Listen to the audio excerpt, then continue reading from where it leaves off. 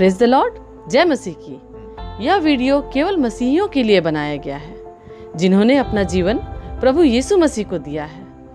इस वीडियो से हमारा मकसद किसी व्यक्ति, जाति, धर्म अथवा संस्थाओं को ठेस पहुंचाना या उनके अनुयायियों का अपमान करना नहीं, बल्कि बाइबल की शिक्षाओं को आम लोगों तक पहुंचाना है।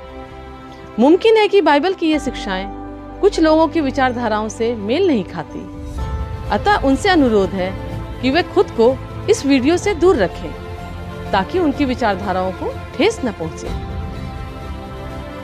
आइए अब हम परमेश्वर का जीवित और सामर्थ्य वचन सुनते हैं भाई पॉल राजू के द्वारा। प्रेज द लॉर्ड, जय मसीह की। मैं पिता परमेश्वर को धन्यवाद करता हूं कि उसने फिर से ये अवसर दिया कि मैं आपके सामने परमेश्वर के सुंदर वचन के साथ उपस्थित हो सका।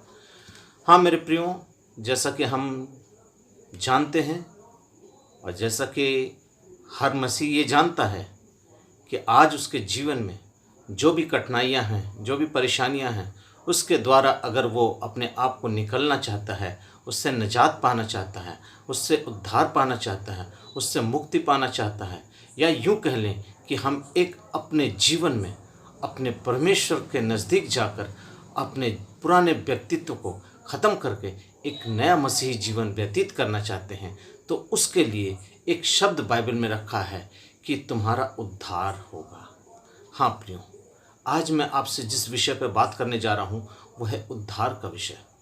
ये बहुत ही मामूली सा शब्द लगता है, बहुत सा हल्का शब्द लगता है कि उद्धार है क्या चीज़। एक्चुअली में ये उद्धार शब्द का मायने लोग आज अच्छी तरह से समझ नहीं पा रहे हैं, या समझ भी रहे हैं तो उसको अपने जीवन में अपनाने की कोशिश नहीं करते हैं।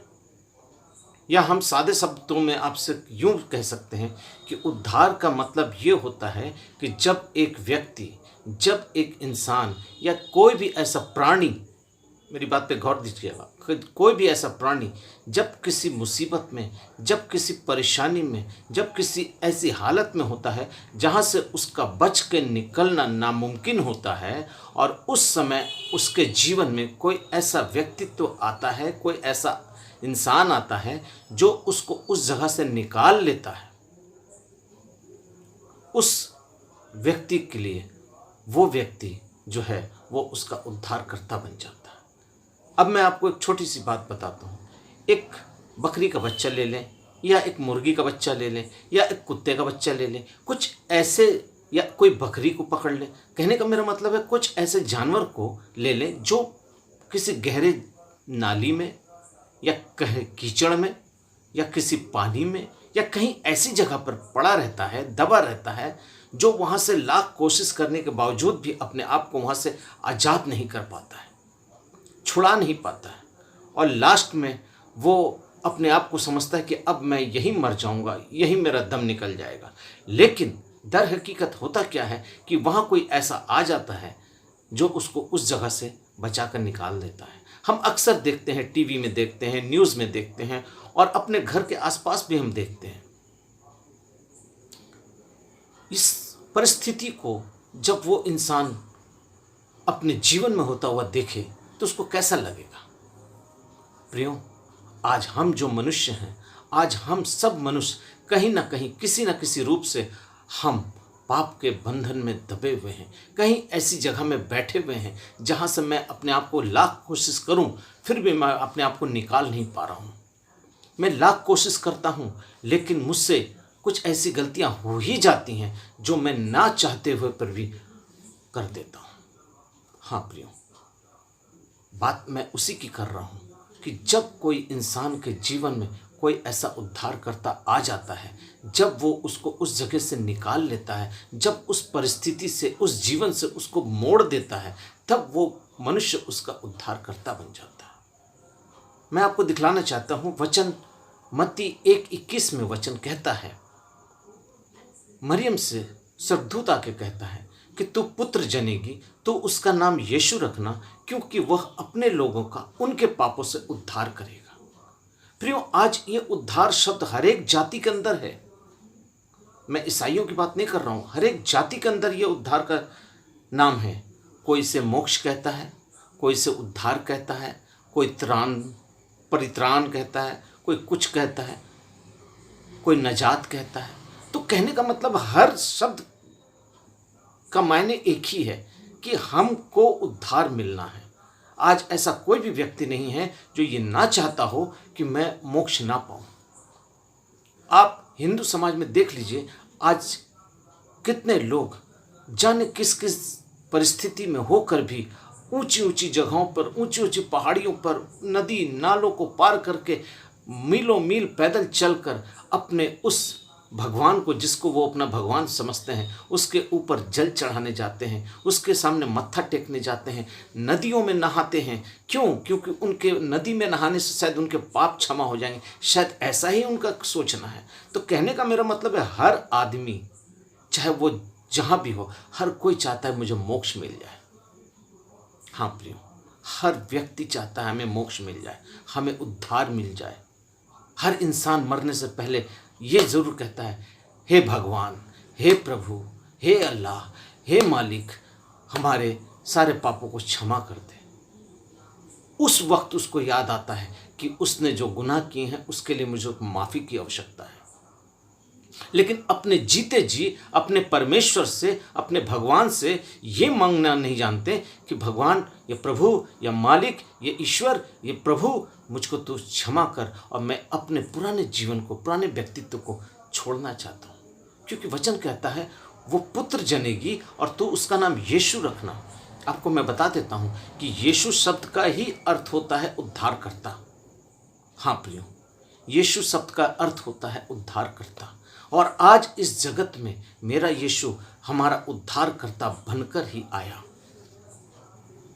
आज हमारे इस्लाम में देख लीजिए, इस्लाम सब पैगंबरों को मानते हैं, लेकिन यीशु को वो एक अव्वल दर्जा देकर मानते हैं। क्यों?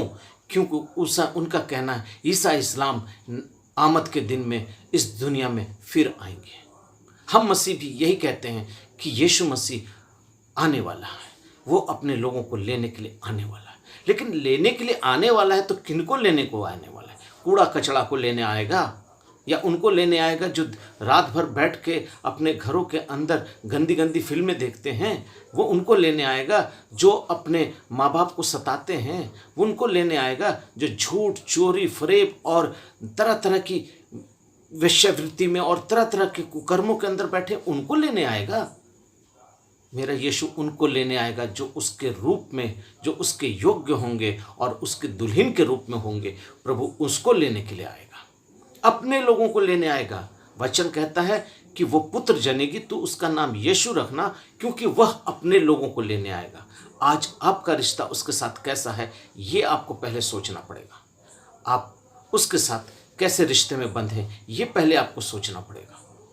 हाँ प्रियो, आज प्रत्येक व्यक्ति चाहता है कि हमारा उद्धार हो जाए। आज वचन में मैं दिखाऊंगा कि प्रभु यीशु मसीह ने क्या कहा, उद्धार पाने का एक जरिया बताया, एक रास्ता बताया, एक तरीका बताया कि तुमको उद्धार पाने के लिए इन कामों को करना पड़ेगा। आइए मेरे साथ निकाल लीजिए मरकुस रचित सुसमाचार उसका 16वां अध्याय, मरकुस रचित सुसमाचार उसका 16वां अध्याय उसका 15 और 16 पद में आपके लिए पढ़ रहा हूँ। वहाँ पे लिखता है, और उसने कहा, किसने कहा?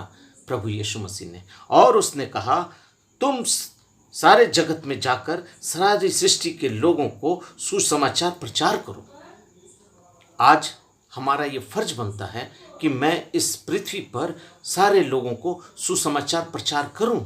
सुसमाचार प्रचार क्या है? आज हम जिस विश्वास में जीवित हैं उस विश्वास को लेकर लोगों के पास जाना है, उस विश्वास को लेकर लोगों तक जाना है और उन्हें बताना है कि मेरा प्रभु यीशु मसीह जीवित है, सामर्थी है, वो कुमारी से जन्मा है, वो परमेश्वर पिता का इकलौता पुत्र है जो मर गया था, समाधि में रखा गया था, उठ गया, स्वर्ग पे चला गया, तीसरे दिन मृतकों में से जी उठा, स्वर्ग पे चला गया और फिर आने वाला। That is the gospel. यही है सुसमाचार।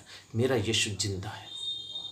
आज बहुत से वेदों में, बहुत से धर्म पुस्तकों में इनका जिक्र है जो हमें बताया नहीं जाता, या हम जानते भी हैं तो इसको अमल नहीं करना चाहते, या हम इसको नेग्लेक्ट कर चुके हैं। हाँ प्रियो, आज मैं आप उन मसीहों की बात कर रहा हूँ जो इस वचन को पढ़ते हैं। ये उसमें की लिखी हुई बातों को मैं आज उनके सामने खुलासा करना चाहता हूँ। आप उद्धार अपने जीवन में चाहते हैं? आप चाहते हैं कि आप परमेश्वर के राज्य में जाएं? आप चाहते हैं कि परमेश्वर के संतान बन सकें? आप चाहते हैं कि प्रभु आपको अपने लोगों बोलकर आपको ग्रहण कर सके? तो इस उद्धार का मतलब समझ लीजिए। यहाँ पर लिखता है और उसने कहा, सारी जगत में जाकर सारी सृष्टि के लोगों को सुसमाचार प्रचार करो। जो विश्वास करे और बपतिस्मा ले उसी का उद्धार होगा।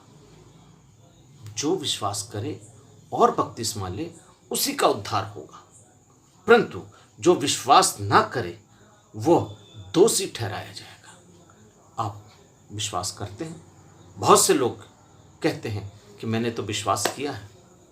विश्वास करने से ही तो उद्धार मिल जाता है। प्रियो, मैं आपको एक बात साफ कह देता हूँ। वचन कहता है विश्वास क्रिया के बगैर अधूरा है। हाँ प्रियो, विश्वास क्रिया के बगैर अधूरा है। आइए मेरे साथ निकाल लीजिए। हाँ, मैं आपके सामने वचन से पढ़वाना चाहता हूँ। याकूब की पुस्तक उसका 2 अध्याय उसके 14वें पद को। हाँ प्रियो, यहाँ लिखा है, साफ तौर से लिखा है कि विश्वास क्रिया बगैर अधूरा है, मरा हुआ है, उससे कोई फ़ायदा नहीं है। अगर आप क्रिया नहीं करते हैं तो आपका विश्वास बेकार है। हाँ प्रियो, बहुत से लोग कहते हैं मैं विश्वास करता हूँ प्रभु यीशु मसीह पर, इकलौते बेटे पर, कलीसिया पर, इस पर, उस पर, सब पर विश्वास करता हूँ, लेकिन आप आज क्रिया में अगर नहीं हैं तो आपका विश्वास बेकार है। देखिए यहाँ वचन क्या कहता है, हे भाइयों, यदि कोई तुम्हें कहे कि मुझे विश्वास है पर वो कर्म न करता हो तो इससे क्या लाभ? ऐसा विश्वास किसी का उद्धार कर नहीं सकता। ऐसा विश्वास किसी का उद्धार नहीं कर सकता है। आज आप सच कहते हैं कि हम विश्वास करते हैं तो उद्धार हो जाएगा। आप क्या समझ के रखें? ये उद्धार क्रिया के बगैर नहीं मिल सकता है। आपको क्रिया करना पड़ेगा। इस उद्धार को पाने के लिए क्रिया को करना पड़ेगा, क्योंकि परमेश्वर का वचन इफिसियों 2:8 में लिखता है, प्रभु चाहता है कि सबका उद्धार हो। हाँ प्रियो, प्रभु चाहता है कि सबका उद्धार हो, लेकिन उसके लिए कुछ वर्ड हैं प्रभु के, वो मैं आपके सामने पढ़ता हूँ। इफिसियों की पुस्तक उसका 2 अध्याय उसके 8वें पद को पढ़ता हूँ। क्योंकि विश्वास के द्वारा अनुग्रह ही से तुम्हारा उद्धार हुआ है, और ये तुम्हारी ओर से नहीं वरन परमेश्वर का दान है। हाँ प्रभु जी, हालेलुया, ये परमेश्वर का दान है। आप ये न समझें कि ये आपके द्वारा हुआ है, ये न समझें कि ये आपके कर्मों के द्वारा हुआ है। हाँ प्रियो, ये परमेश्वर का दान है। It is the gift of God. ये परमेश्वर का दान है कि वो आपको उद्धार दे रहा है, ले लो, लेकिन उसके लिए वो आत्मा पैदा करो, वो क्रिया पैदा करो जिससे तुम्हारा उद्धार होगा। आज आप मसीह घर में जन्मे हैं या मसीह हैं, इससे कोई मतलब नहीं है प्रभु को, इससे कोई मतलब नहीं है। आप कौन हैं, क्या हैं, इससे कोई मतलब नहीं, लेकिन प्रभु चाहता है कि उसकी दया, उसका अनुग्रह, उसके उस कामों के द्वारा, विश्वास के द्वारा और प्रभु के अनुग्रह से, प्रभु का ये दान है कि वो तुमको उद्धार देना चाहता है। हालेलुया। प्रभु जी आज आपके जीवन में काम करके आपको ये बताना चाहता है कि मेरे बेटे, मेरी बेटियों, ये ना समझो कि मैं तुम्हारे कामों से खुश होता हूँ। हाँ मेरे प्रियो, जब हम तीतुस का पुस्तक पढ़ते हैं 3 अध्याय और उसका 5वां पद, वहाँ लिखता है, तो हमने हमारा उद्धार किया। तो सुन लीजिए, तो उसने हमारा उद्धार किया और ये धर्म के कामों के कारण नहीं जो हमने आप किए, पर अपनी दया के अनुसार नए जन्म के स्नान और पवित्र आत्मा के नए बनाने के द्वारा ही हमारा उद्धार हुआ है। प्रियो, इस वचन को जरा ध्यान से सोच के पढ़कर अपने घरों में इसको देखिएगा, क्योंकि यहाँ पर साफ लिखा है, पर जब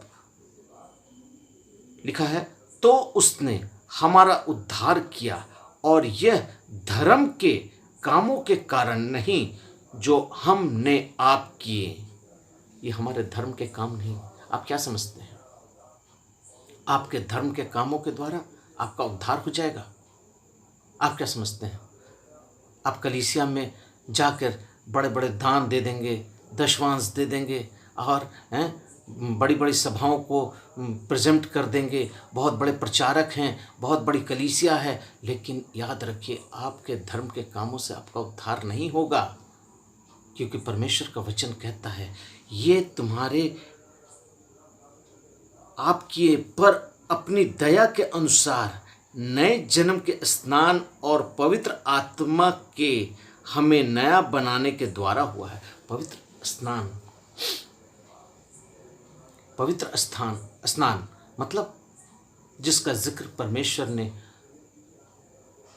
बाइबल में किया है, जिसका जिक्र आपको मैंने पहले बताया कि जो बपतिस्मा लेगा उसी का उद्धार होगा। जब मत्ती रचित सुसमाचार उसका 28वां अध्याय पढ़ते हैं, उसके 18, 19 और 20 पद को जब आप पढ़ते हैं तो वहाँ भी इन्हीं बातों का जिक्र है।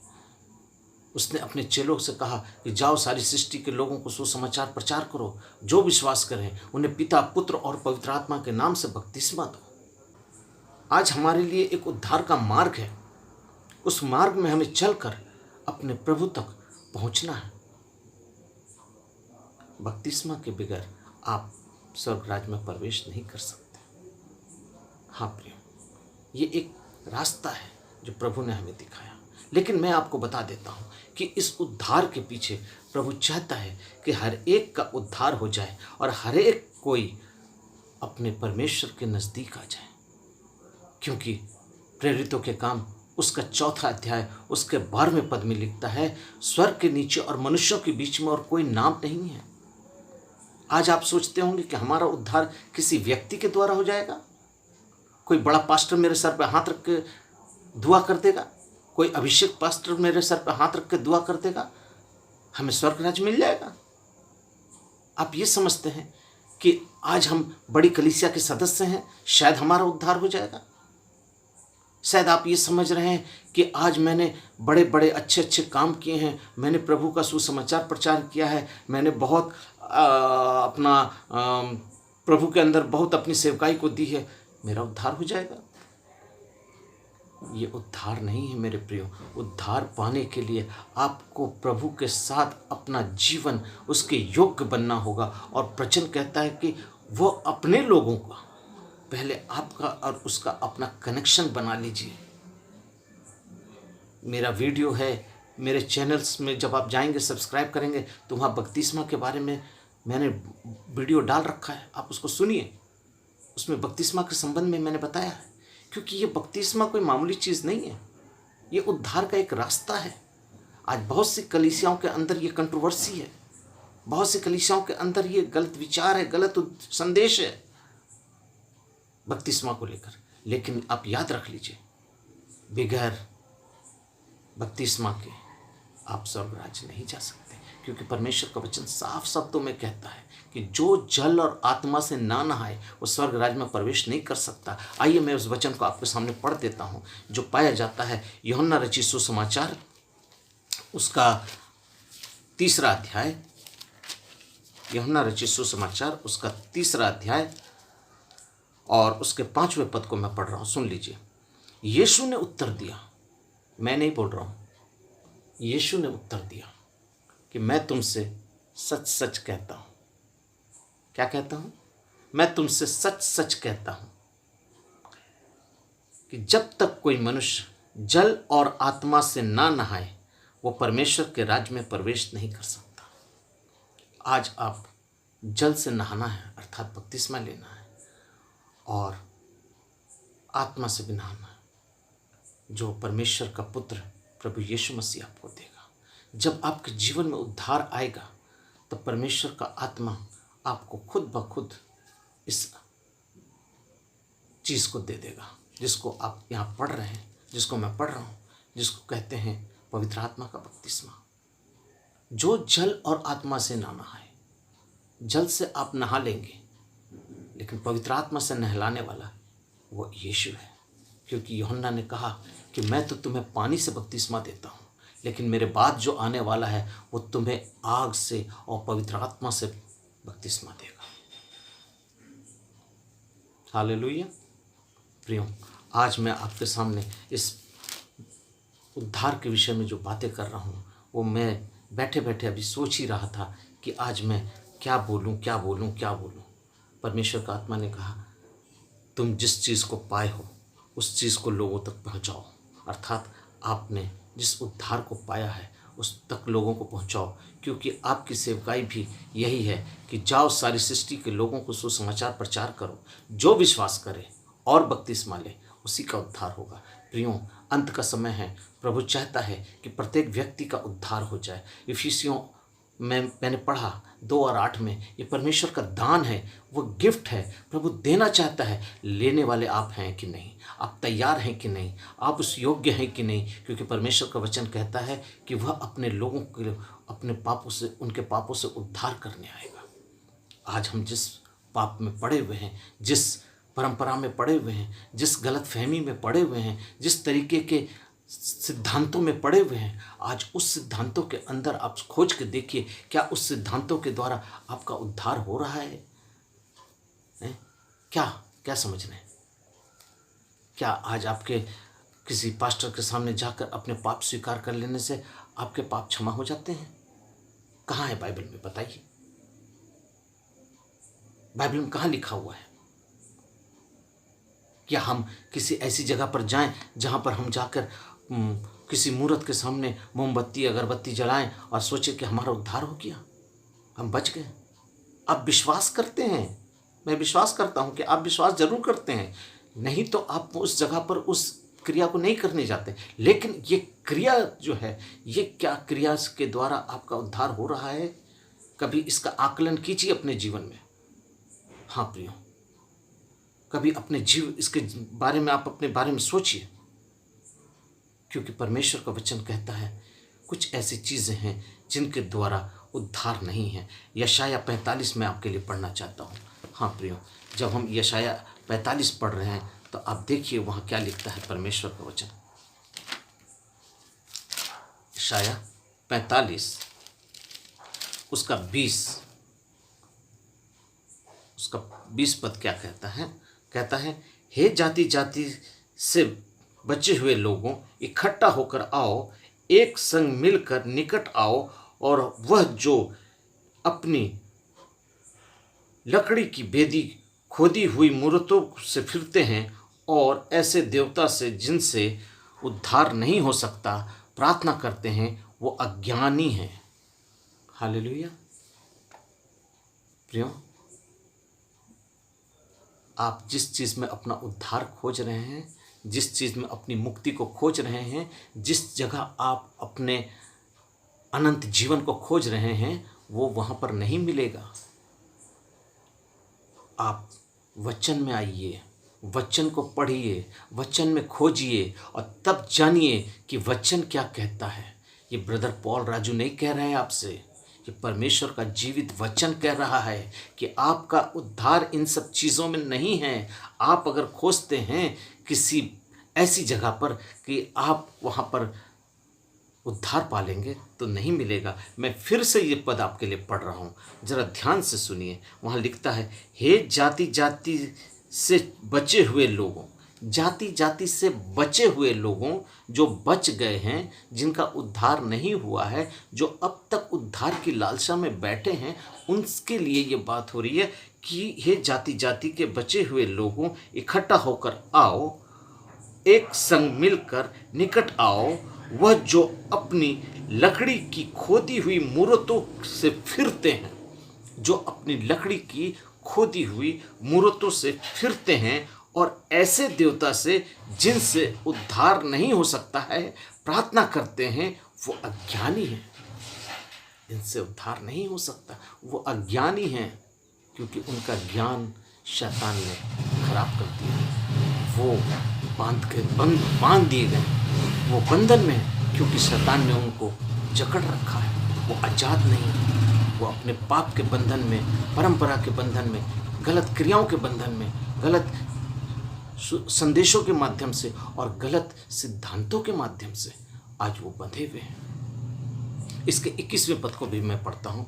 तुम प्रचार करो और उनको लाओ, हाँ वे आपस में सम्मति करें। किसने प्राचीन काल से यह प्रकट किया है? किसने प्राचीन काल से इसकी सूचना पहले से ही दी है? क्या मैं यहोवा ही है कि नहीं? हाँ, कि मैं यहोवा ही है कि नहीं? इसलिए मुझे छोड़ और कोई दूसरा ईश्वर नहीं। परमेश्वर का वचन कहता है मैं ही हूँ, मैं ही ईश्वर हूँ, मुझे छोड़ और कोई दूसरा परमेश्वर नहीं। धर्मी और उद्धारकर्ता परमेश्वर, मुझे छोड़ और कोई नहीं। हालेलुया। अगर आप ताली बजा सकते हैं तो परमेश्वर के नाम से खुशी से यह ताली बजा दीजिए कि आज हमारे लिए उद्धारकर्ता परमेश्वर को छोड़कर कोई उद्धारकर्ता नहीं जो हमारा उद्धार करते। वही उद्धारकर्ता जो इस धरती पर मनुष्य रूप लेकर आया।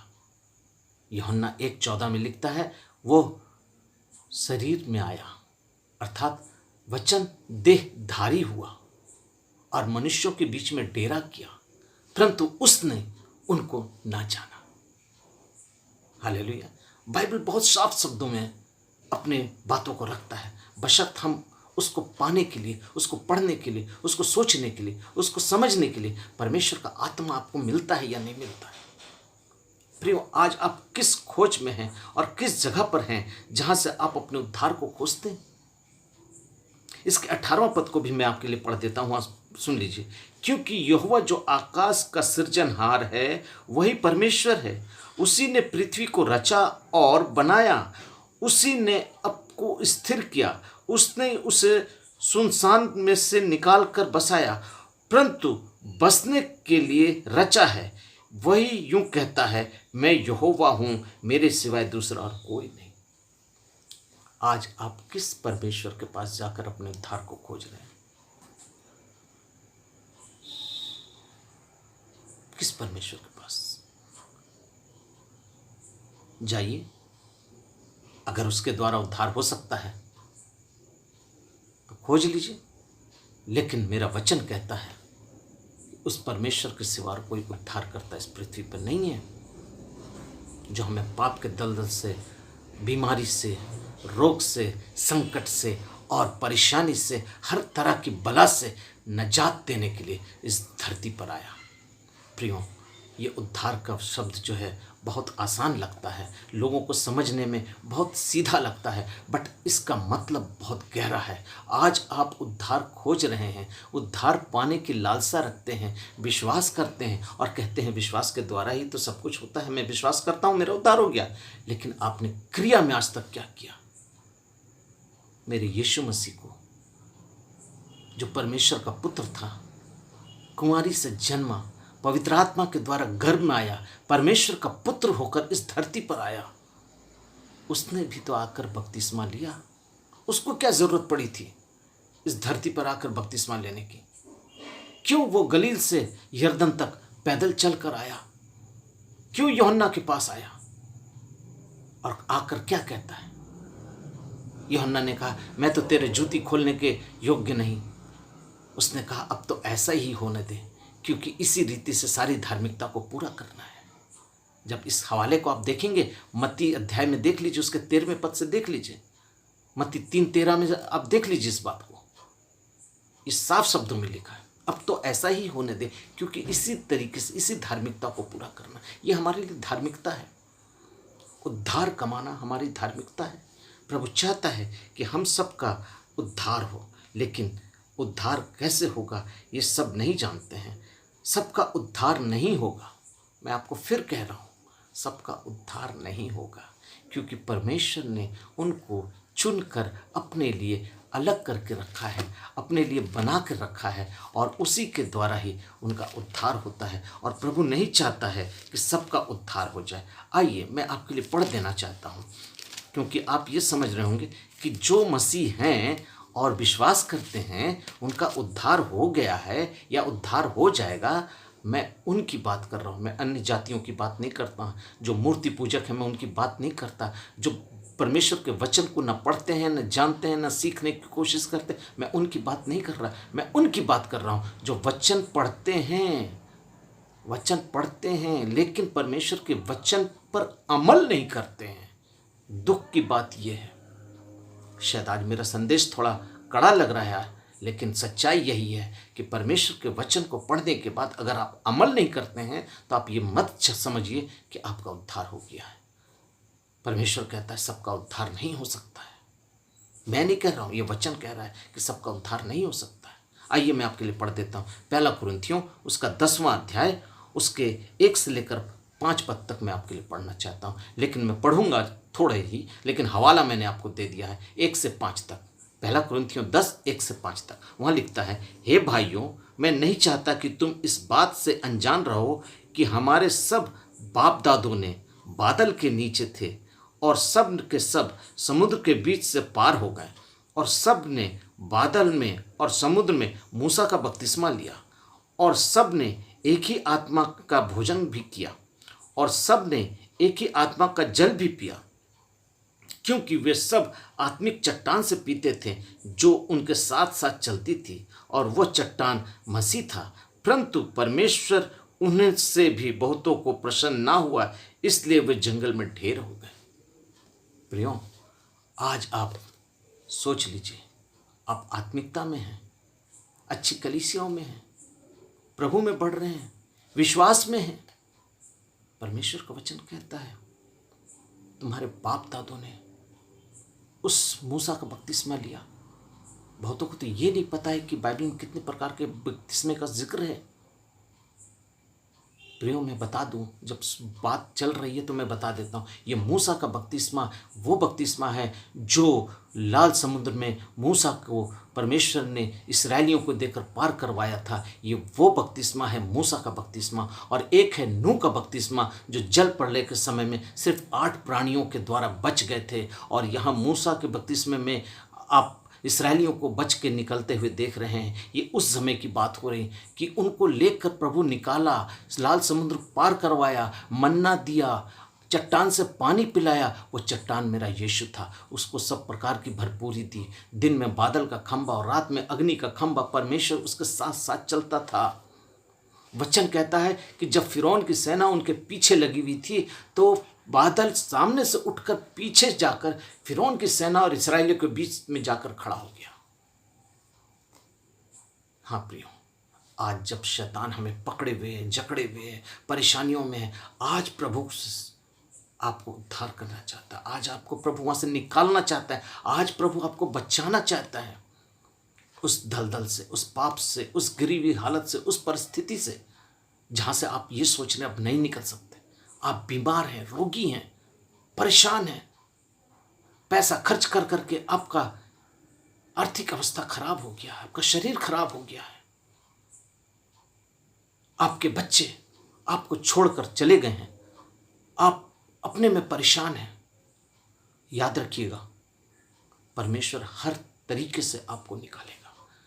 जो इस्राएलियों को उस भरी जंगल में 40 वर्षों तक चलाया, खिलाया, पिलाया, किसी भली वस्तु की घटी ना होने दी, वो परमेश्वर आज भी जीवित है और हमारे लिए क्रियाशील है। मेरी बातों को नोट कर लीजिए, वो परमेश्वर आज भी जीवित है। वो हमारा उद्धार करना चाहता है, हमें बचाना चाहता है, इसलिए क्योंकि उसने अपना इकलौता पुत्र इस धरती पर भेजा, इसलिए कि सब बच जाएं। यूहन्ना 3:16 कहता है कि परमेश्वर ने अपने इकलौते बेटे को इस धरती पर भेजा, क्योंकि पिता परमेश्वर ने जगत से ऐसा प्रेम किया कि उसने अपना इकलौता बेटा दे दिया, ताकि जो कोई उस पर विश्वास करे वो नाश ना हो परंतु अनंत जीवन पाए। मैंने कहा विश्वास करेगा अनंत जीवन मिलेगा, लेकिन विश्वास क्रिया के बगैर अधूरा है। मैं फिर ये बात कह रहा हूँ, विश्वास करे। बहुत से लोग इसी विश्वास को पकड़ के बैठे हैं लेकिन क्रिया को छोड़ चुके हैं। प्रियो, मेरा वीडियो बनाने का मतलब आज नहीं था, मैं आज ये संदेश नहीं लेकर आना चाहता था, लेकिन परमेश्वर का आत्मा मुझको बहुत ज़ोर के साथ प्रार्थना में ये अगुवाई किया कि उद्धार के विषय में तुम कुछ बोल दो। हाँ प्रियो, मैं परमेश्वर की उपस्थिति में कह रहा हूँ कि मैंने जिस धन को पाया है उस धन से मैं आपको वंचित नहीं करना चाहता और परमेश्वर की आज्ञा को मैंने सुनकर, परमेश्वर की आत्मा की आवाज़ को सुनकर मैंने आपके सामने ये वचन को प्रस्तुत किया है। मानना नहीं मानना आपकी मर्जी, लेकिन याद रखिए, परमेश्वर के राज्य में प्रवेश करने के लिए आपको जल और आत्मा से नहाना ही पड़ेगा। अगर आप सोचते हैं कि आपकी कोई क्रिया, आपका कोई फर्ज, आपका कोई डॉक्ट्रिन या आपका कोई जनरेशन या आपके कोई किसी भी माध्यम से अगर आप सोचते कि मैं स्वर्ग राज्य चला जाऊंगा, इम्पॉसिबल, इम्पॉसिबल। ये मेरा वचन नहीं कहता।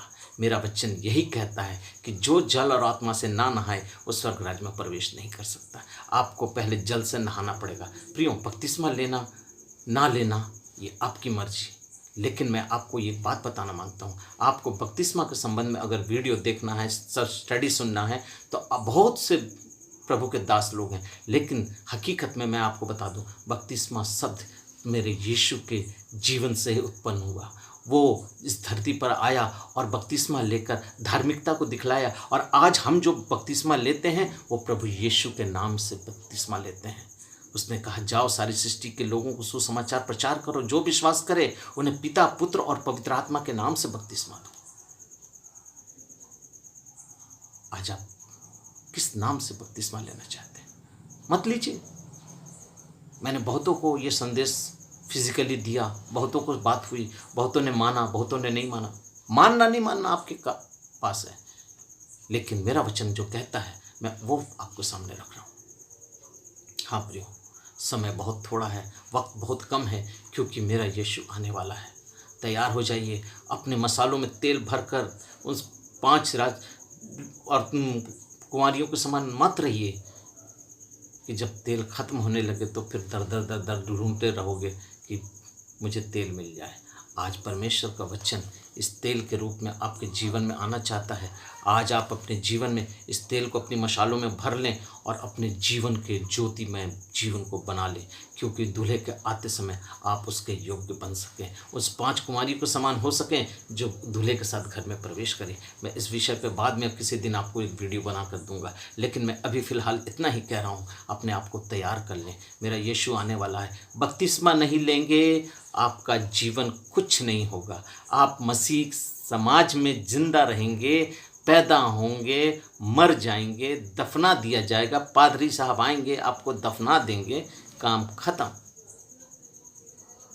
लेकिन याद रखिए, जिस दिन मेरा यीशु आएगा, वचन कहता है कि जो मुर्दे मरे हैं वो पहले जी उठेंगे। जो मुर्दे मसीह में हैं वो पहले जी उठेंगे। ये आप ये ना समझिए कि हर मसीह जिंदा हो जाएगा। उनका पुनरुत्थान बाद में होगा, पहले उनका पुनरुत्थान हो जाएगा जो मसीह के साथ उठा लिए जाएंगे। पुनरुत्थान उनका भी होगा, क्योंकि वचन कहता है पुनरुत्थान सबका है, पुनरुत्थान सबका है। हर एक को देह मिलेगा, हर एक को उसके समान उसका शरीर मिलेगा, लेकिन उनका पुनरुत्थान पहले होगा जो मसीह में मरे हैं। आइए मेरे साथ निकाल लीजिए पहला थिस्सलुनीकियों उसका 4था अध्याय, उसका कुछ पद में आपके सामने 13 से मैं पढ़ दे रहा हूँ, इसलिए मैं आपको और साफ कर दे रहा हूँ। हे भाइयों, मैं नहीं चाहता कि तुम इस विषय में अनजान रहो। ऐसा न हो कि तुम दूसरों के समान शोक करो जिन्हें आशा नहीं। इसमें शोक मत करिए। जिन्हें आशा नहीं है वो शोक करेंगे, लेकिन जिन्हें आशा है पुनरुत्थान की, वो शोक नहीं करेंगे। चलिए, उसके बाद लिखता है 16वें पद को मैं पढ़ रहा हूँ। क्योंकि प्रभु आप ही स्वर्ग से उतरेगा, उस समय ललकार और प्रधान दूत का शब्द सुनाई देगा और परमेश्वर की तुरही फूंकी जाएगी। जो मसीह में मरे हैं, पॉइंट को नोट कीजिए, मसीह मरना और मसीह में मरना दोनों अलग चीज़ है। मेरे पास अभी इतना वक्त नहीं कि मैं इन बातों को की व्याख्या करूं, इसको डिटेल्स में आपको बताऊं, बस इतना बता दे रहा हूं, मसीह में मरे हैं वो पहले जी उठेंगे, तब हम जो जीवित बचे रहेंगे उनके साथ बादलों में उठा लिए जाएंगे, ताकि हवा में प्रभु से मिले और इस रीति से सदा प्रभु से मिले रहेंगे। हम जो पृथ्वी पर बच जाएंगे, विश्वासी हैं, जो हम उपद्रव में, ताड़ना में, तकलीफ में, परेशानी में अपने विश्वास को पक्का करेंगे और प्रभु में बढ़ते जाएंगे, प्रभु की आज्ञाओं को मानेंगे और प्रभु के उद्धार को पाकर अपने वस्त्रों को, हम अपने उद्धार के वस्त्रों को मलिन रखेंगे, साफ रखेंगे, पवित्र रखेंगे, वो लोग प्रभु के साथ उठा लिए जाएंगे। लेकिन वचन कहता है जो मर गए हैं, जो दफन किए गए हैं प्रभु में, वो पहले जी उठेंगे। ये 2 लेवल है रैप्चर का। चलिए, मैं इस सब्जेक्ट पे अभी नहीं बात करूंगा ज़्यादा, क्योंकि मैंने थोड़ा सा हिंट्स आपको दिया। पुनरुत्थान की आशा में आज सारा विश्व, सारा मसीह समाज पुनरुत्थान की आशा में है। हम भी आशा में हैं, आप भी आशा में हैं, लेकिन पुनरुत्थान होगा। लेकिन वो पुनरुत्थान किसका होगा? जो उद्धार पाए हुए हैं वो तो प्रभु के साथ चले जाएंगे।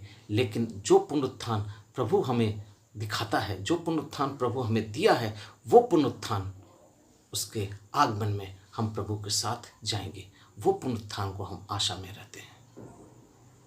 हाँ मेरे प्रियो, आज इस उद्धार को आप समझने की कोशिश कीजिए।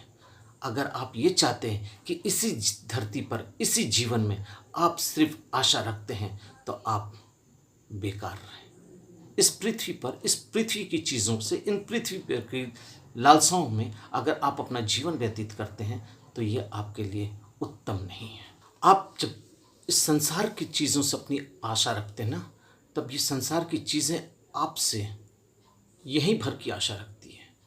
अगर आप अपने बच्चों से आशा रखते हैं तो यहीं के लिए, अपने दोस्तों से आशा रखते हैं यहीं भर के लिए, अगर आप किसी चीज़ पर अपना मन लगाते हैं तो सिर्फ इसी धरती के लिए, आपको उस राज्य की आशा नहीं होती है। क्योंकि आपके लिए ये संसार में जो चीज़ें हैं ये आपके लिए महत्वपूर्ण है। आपका घर, आपका परिवार, आपके दोस्त, आपकी नौकरी, आपकी प्रॉपर्टी, आपकी सब कुछ चीज़ें यही हैं और हर चीज़ आपकी यही रह जाएगी, सिवाय आपका आत्मा परमेश्वर के पास जाएगा। हाँ प्रियो, मैं एक शब्द, 2 शब्द और बोल के मैं ख़त्म करना चाहता हूँ। मैं आपको पढ़वाना चाहता हूँ। मेरे साथ निकाल लीजिए 1 यूहन्ना उसका 2 अध्याय और उसका 15वां पद, 16वां पद मैं आपके लिए पढ़ना चाहता हूँ। वहाँ पर कुछ इस प्रकार से लिखा है, तुम न तो संसार से और न संसार की वस्तुओं से प्रेम रखो। यदि कोई संसार से प्रेम रखता है तो उसमें पिता का प्रेम नहीं। अगर आप संसार से प्रेम रखते हो तो उसमें पिता का प्रेम नहीं है। और आगे लिखता है, जो कुछ तुम संसार में है, अर्थात शरीर की लालसा और आंखों की अभिलाषा और जीविका का घमंड, वो पिता की ओर से नहीं परंतु संसार की ओर से है। संसार और उसकी अभिलाषाएं मिट जाएंगी, दोनों मिट जाएंगी, पर जो परमेश्वर की इच्छा पर चलता है वो सर्वदा बना रहता है। हालेलुया। सब कुछ मिट जाएगा, सब कुछ मिट जाएगा, सारी लालसा अभिलाषाएं मिट जाएंगी, लेकिन जो पिता की इच्छाओं पर चलता है, इस वचन पर चलता है, परमेश्वर की आज्ञाओं को मानता है, उसके कथन के अनुसार करता है, उनका उद्धार होगा और वो सदा स्थिर रहेंगे परमेश्वर के राज्य में। हाँ प्रियो, मैं एक वचन और आपको पढ़ के मैं समाप्त करना चाहता हूँ। मेरे साथ निकाल लीजिए 2 तीमुथियुस उसका 4 उसका 2 से लेकर 5 तक मैं आपके सामने पढ़ रहा हूँ।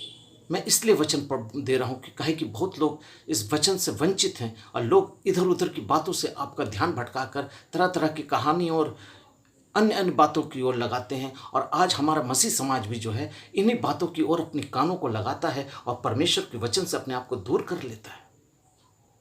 परमेश्वर के वचन से आप जब दूर होंगे, जब शैतान की उल्टी पुल्टी बातें, उल्टी पुल्टी शिक्षाएं और सिद्धांत आपके कानों में जाएगा, तब आपका ध्यान भी भटकेगा और आपका अंदर का आत्मा भी जो है वो भटकेगा। लेकिन वचन क्या कहता है वो सुन लीजिए।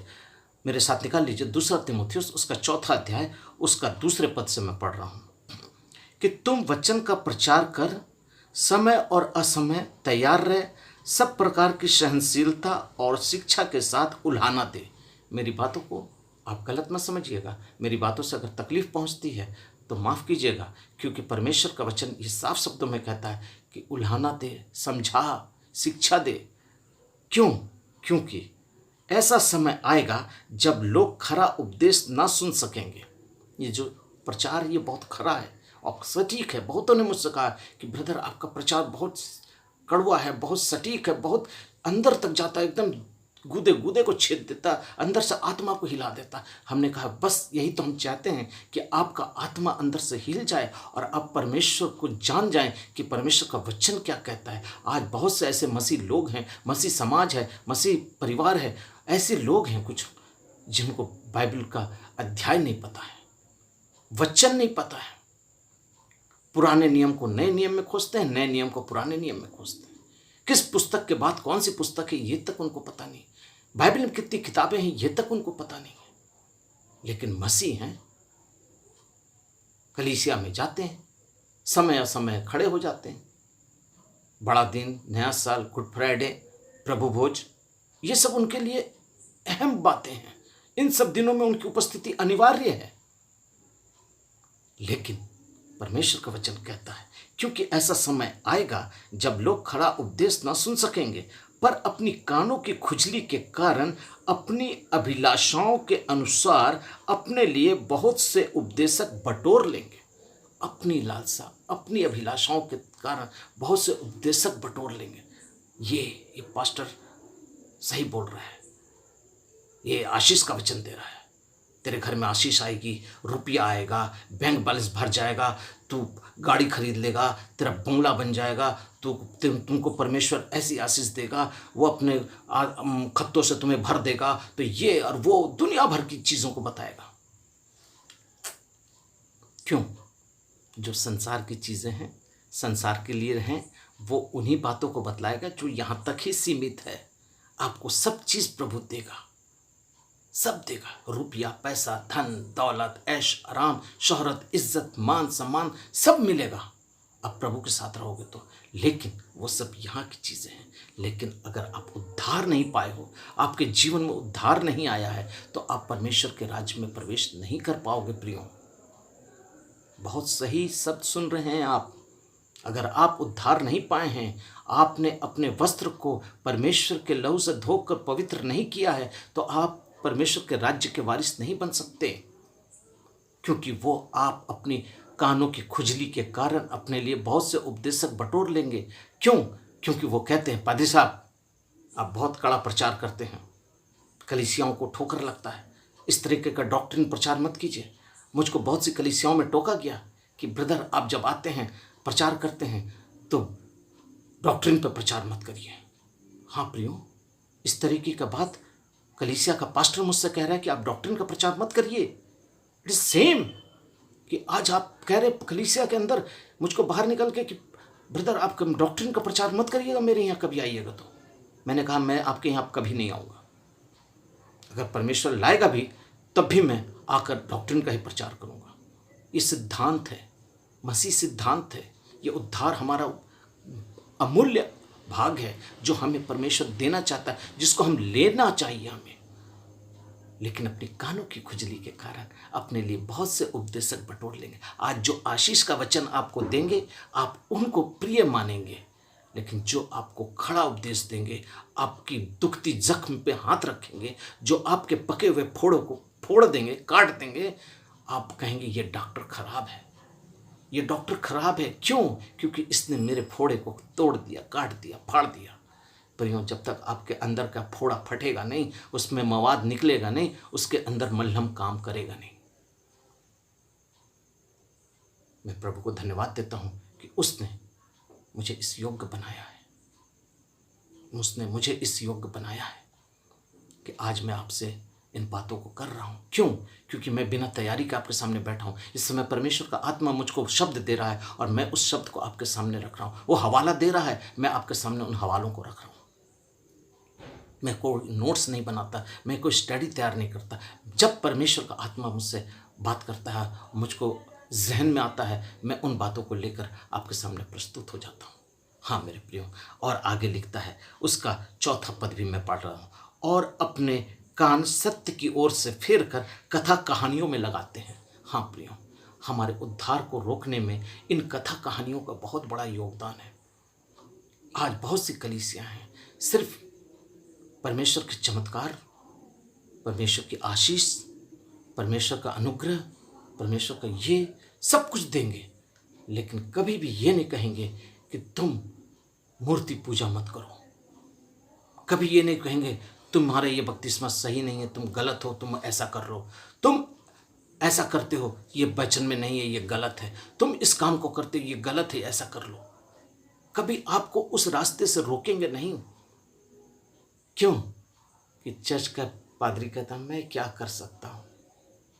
उसको भी डर है कहीं पास्टर कमेटी से उसकी रोजगार ना बंद हो जाए, उसका तनख्वाह ना रुक जाए, बिशप साहब कहीं उनको कहीं ट्रांसफर ना कर दें।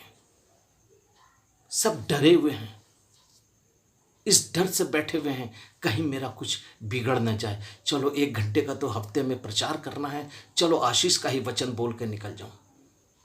बाकी दिन तो चर्च में ताला रहता, कौन देखने आया, मैं कहाँ हूँ, क्या करता हूँ। कम से कम एक दिन तो प्रभु के सामने प्रभु का सुसमाचार प्रचार करूं। और यही प्रचार है, कथा कहानियों में ही अपना समय व्यतीत करके उन्हें कथा कहानियों में ही उलझा कर रख देते। कोई विदेश घुमा देता है, कोई घर घुमा देता है, कोई कहीं घुमा देता है, 1-2 कहानियों से सारा सिस्टम बदल देते हैं। और आगे देखिए परमेश्वर का वचन कहता है, पर तुम सब बातों में सावधान रह, दुख उठा, सुसमाचार का प्रचार कर और अपनी सेवा का पूरा कर। सावधान रहे, दुख उठा, प्रचार कर, अपनी सेवा को पूरा कर। प्रियो, यह मेरा दायित्व है कि मैं ये वचन आप तक पहुंचाऊं। मानना नहीं मानना आपकी मर्जी, ताकि मैं आगे को मैं परमेश्वर के सामने अपने आप को कसूरवार नहीं मान सकता। क्योंकि प्रभु आपने मुझे अपनी आत्मा के द्वारा दिया, आपने मुझे अपने जहन में दिया कि मैं इन बातों को बोलूं, मैंने बोला। मानना नहीं मानना आपकी मर्जी। प्रियो, मैं आपको आज बपतिस्मे का प्रचार नहीं कर रहा था, मैं आपको सीधे सीधे इन बातों को दिखाना चाह रहा था, बताना चाह रहा था कि हमें उद्धार क्यों पाना है और बिगर उद्धार पाए हम परमेश्वर के राज्य में नहीं जा सकते। अगर आज तक आप ये समझ रहे हैं कि मैं उद्धार पा लूँ और उद्धार पाकर मैं परमेश्वर के पास चला जाऊँ, मैं विश्वास ही सिर्फ करता हूँ और मेरा उससे उद्धार हो गया है, ये गलत धारणा है। क्योंकि विश्वास क्रिया बगैर अधूरा है। आपको क्रिया में अपना काम को करना होगा। वचन जिन जिन बातों को बोलता है उन बातों को क्रिया में इम्प्लीमेंट करना पड़ेगा। मेरे यीशु ने भी उसी तरीके से किया। उसने यरदन में आकर यूहन्ना से बपतिस्मा लिया, पैदल चल कर आया। ये चलना जो होता है आप जान लीजिए, वो गलील से यरदन तक पैदल चल कर आया। 112 किलोमीटर वो पैदल चल कर आया। क्यों चल कर आया? बपतिस्मा लेने के लिए आया। और वचन कहता है, जाओ सारी सृष्टि के लोगों को सुसमाचार प्रचार करो, जो विश्वास करे और बपतिस्मा ले। विश्वास करे और बपतिस्मा ले तो उनका उद्धार होगा। सिर्फ विश्वास करें, घर में बैठ के ताली बजा लें, घर में बैठ के टीवी के सामने वचन सुन लें। आज बहुत बड़े बड़े उपदेशक हैं टीवी में जो अपने पैसे के बल पर प्रचार करते हैं, लेकिन कभी आपने उनसे सुना कि उन्होंने कभी बपतिस्मे के ऊपर प्रचार किया है कि तुम दोषी हो, अगर तुमने डूब का बपतिस्मा नहीं लिया है तो आप अपने परमेश्वर से वंचित हो, क्योंकि उसने कहा है कि जो जल और आत्मा से ना नहाए वो स्वर्ग राज्य में प्रवेश नहीं कर सकता। मैं फिर कहता हूँ, आप मेरे वीडियो को जाकर मेरे लिंक में नीचे जब मेरे चैनल को खोलिएगा, उसमें बपतिस्मा का पार्ट 1 पार्ट 2 दोनों ही हैं, दोनों देखिए आप। प्रियो, जब आप बपतिस्मा लेंगे आपको स्वर्ग की तरफ से, परमेश्वर की तरफ से एक वस्त्र मिलेगा। वो उद्धार का वस्त्र आपको मिलेगा और इस उद्धार के वस्त्र को आपको पहनना है। इस उद्धार के वस्त्र को आपको पहनना है, क्योंकि ये वस्त्र हमें परमेश्वर की ओर से मिलता है, जो हमें स्वर्ग राज्य में ले जाने के लिए, स्वर्ग राज्य में खड़ा होने के लिए प्रभु हमें देता है, ताकि मैं उसके सिंहासन के सामने आकर खड़ा हो सकूं। मेरे साथ निकाल लीजिए प्रकाशित वाक्य उसका 3 अध्याय और उसके 3 पद से मैं पढ़ रहा हूँ। मेहरबानी से सुन लीजिए। मैं मेहरबानी शब्द आपके साथ लगा रहा हूँ। मैं रिक्वेस्ट कर रहा हूँ आपसे, मेहरबानी से इन शब्द को सुन लीजिए। प्रकाशित वाक्य 3 अध्याय 3 पद से मैं पढ़ रहा हूँ। इसलिए स्मरण कर कि तूने कैसी शिक्षा प्राप्त की और सुनी थी, और उसमें बना रह और मन फिरा। यदि तू जागृत ना होगा तो मैं चोरों के समान आऊँगा, और तू कदापि न जान सकेगा कि मैं किस घड़ी तुझ पर आ पड़ूँगा। जो शिक्षा तूने पाई है उस पर बना रहे, ताकि मैं आऊँगा और तू जान भी नहीं सकेगा अगर तू इस पर नहीं अमल करता है तो। उसके बाद लिखता है, उसके 5वें पद में लिखता है, जो जय पाए उससे इसी प्रकार के श्रेष्ठ वस्त्र पहनाया जाएगा। जो जय पाए, जो परमेश्वर के लिए उद्धार पाएगा, जय पाएगा, उसे श्वेत वस्त्र पहनाया जाएगा, और उसका नाम जीवन की पुस्तक में मैं किसी रीति से ना काटूंगा, पर उसका नाम अपने पिता के सामने और स्वर्गदूतों के सामने मैं मान लूँगा। हालेलुया। प्रियो, अच्छा आप यही चाहते हैं ना कि मैं स्वर्ग राज्य में जाऊं? ऐसा कोई भी नहीं होगा, कोई भी नहीं होगा, चाहे वो हिंदू, मुस्लिम, सिख, ईसाई, कोई भी ऐसा व्यक्ति नहीं होगा कि जो ये ना चाहता हो कि वो स्वर्ग ना जाए। अगर आप स्वर्ग जाना चाहते हैं, परमेश्वर के उस उद्धार को पा लीजिए पहले, और इसके वस्त्र को ग्रहण कर लीजिए और अपना नाम जीवन की पुस्तक में लिख दीजिए। हाँ प्रियो, इस जीवन की पुस्तक में नाम होना, परमेश्वर का वचन कहता है कि उसको मैं कभी ना काटूंगा, उसे मैं अपने पिता के स्वर्ग के स्वर्गदूतों के सामने मैं मान लूँगा। हाँ प्रभु, ये मेरा बंदा है, ये मेरा बेटा है, ये मेरी बेटी है, जिसने मेरी आज्ञाओं को माना और उसका मैंने उद्धार किया, क्योंकि प्रभु चाहता है सबका उद्धार हो जाए। हाँ प्रियो, मैं फिर से एक बार दोहराई के तौर पर आपको मैं वो पद पढ़वा देता हूँ जिस पद को मैंने आपके लिए रखा था। मेरे साथ निकाल लीजिए इफिसियों की पुस्तक। फिर से मैं उस पद को आपके लिए पढ़ रहा हूँ, ज़रा मेहरबानी से सुन लीजिए। इफिसियों पढ़ रहा हूँ, मेहरबानी से सुन लीजिए। क्योंकि विश्वास ही के द्वारा अनुग्रह ही से तुम्हारा उद्धार हुआ है, ये तुम्हारी ओर से नहीं वरन परमेश्वर का दान है, और न कामों के कारण ऐसा हो कि कोई इस पर घमंड करे। ये परमेश्वर की ओर से दान है, कोई अपने कर्मों से ये ना सोचे कि मेरा उद्धार हो गया है। हालेलुया। आशा करता है कि आपको मेरी बातें समझ में आई होगी।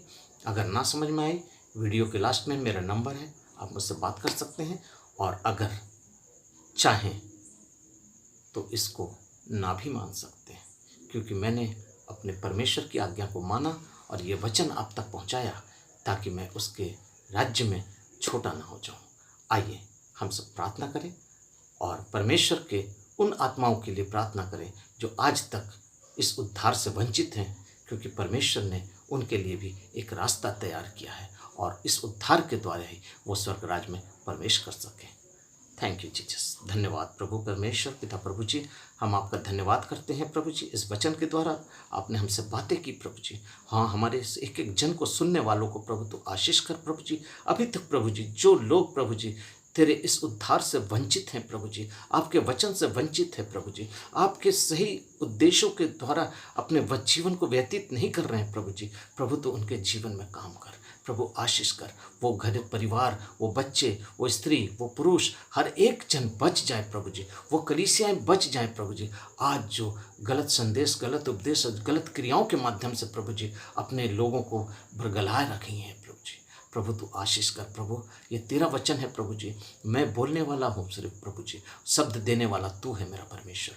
प्रभु आशीष कर, एक एक जन को आशीष कर, एक एक जन के जीवन में तू अनंत काल के लिए, स्वर्ग राज्य के लिए, उनके नाम को जीवन की पुस्तक में लिखने के लिए पिता परमेश्वर तू उन्हें बरकत दे, ताकि वो पिता परमेश्वर उद्धार पाएं और आपके स्वर्ग राज्य के वारिस बन सके।